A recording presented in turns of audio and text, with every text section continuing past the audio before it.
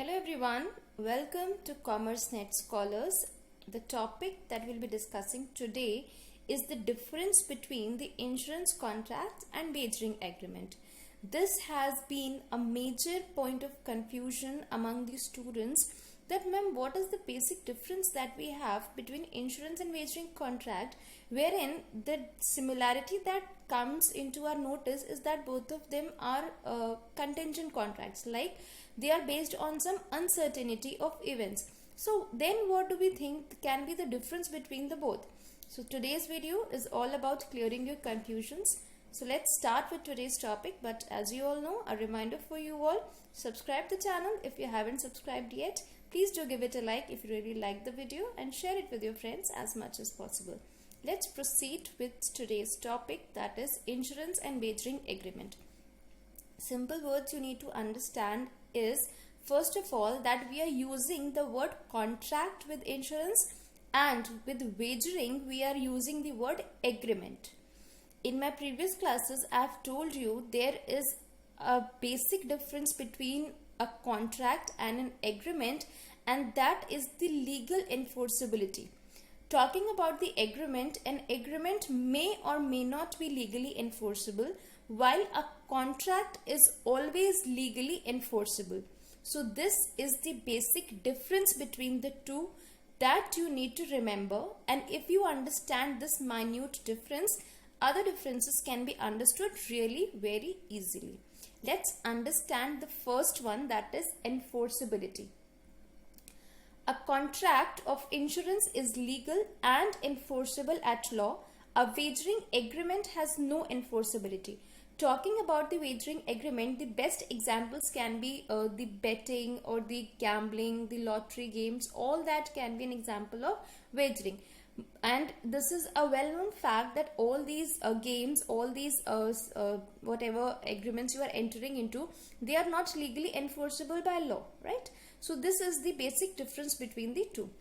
Coming to the second point, utmost good faith. In every insurance contract, principle of utmost good faith is observed. That is, the parties involved into an insurance contract, that is the insured and the insurer, are going to represent each and every minute detail of the contract to each other, whatever is required to enter into the contract, wherein no such principle is followed in an wagering agreement.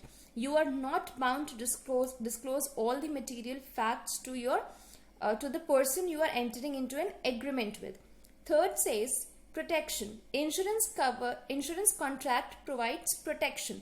Obviously, when you are entering into an insurance policy, you are taking an insurance policy, you are protecting yourself. Either you are protecting your lives or you are protecting your property. You are protecting either of the two. Wherein in a wagering agreement, there is no such situation of protection.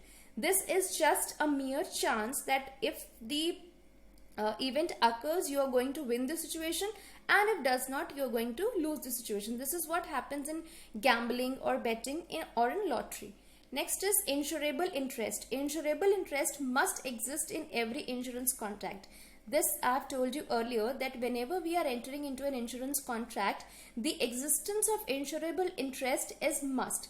That is, if you are getting your property insured, that property must belong to your name, and in case you are getting your life insured, you are going to get your own life insured, or a life insured you have a blood relation with, that is the children or the family members, that is your parents and all, or you must have a legal relationship with that person, such as husband or wife or the partners of two firms, wherein the death of either of the partners or death of either of the spouse is going to affect your financial capability as well. Well, this clause of insurable interest is not present or not prominent in a wagering agreement, because as I told you, this is simply a win or lose situation. Next is indemnity.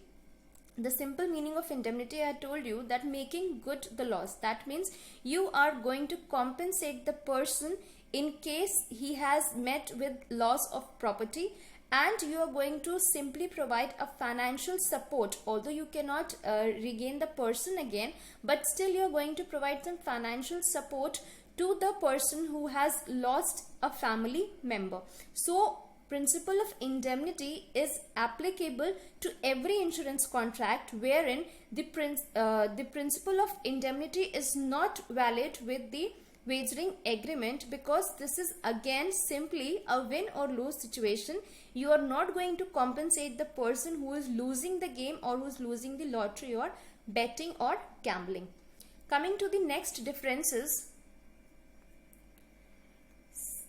happening of event. An insured event may or may not happen at all except in life insurance.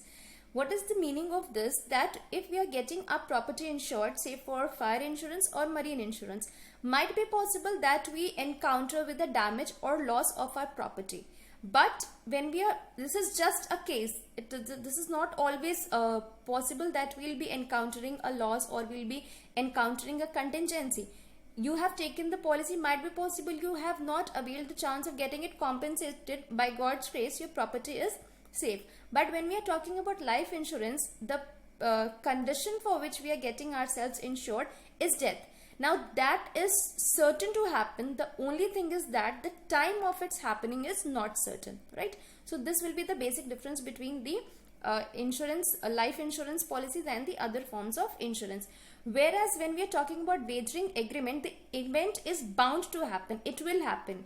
If we are talking about the win or lose situation, again, one person is going to win and the other is going to lose. This is not a situation that it will not happen. This is sure that the event is going to happen. Next is immunity. Many of you had confusion on this topic, that ma'am, what does this immunity mean? In an insurance contract, the insured is immune from loss provided it is adequate.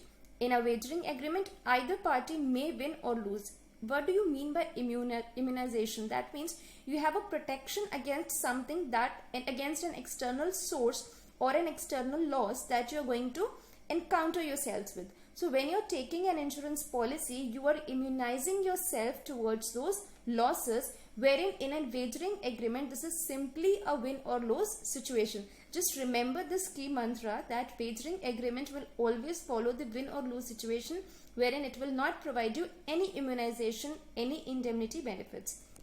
And the last difference says object. The object of insurance is to provide protection. Why are we taking the insurance policy? Why are we taking the insurance cover? To provide ourselves with protection, whether protecting our property or protecting our lives, right? The object of wagering agreement is to win or to lose. Again, the same thing, the same mantra. The object of an wagering agreement will be either to win the situation or to lose the situation. So this was all about the difference between the insurance contract and wagering agreement. The first difference you need to remember is we are using the word contract with insurance and we are using the word agreement with wagering. I hope all the doubts are clear after this video. The next topic we'll be discussing in the next video. Till then, take care. Thank you. And a reminder again, if you haven't subscribed the channel yet, please do subscribe it.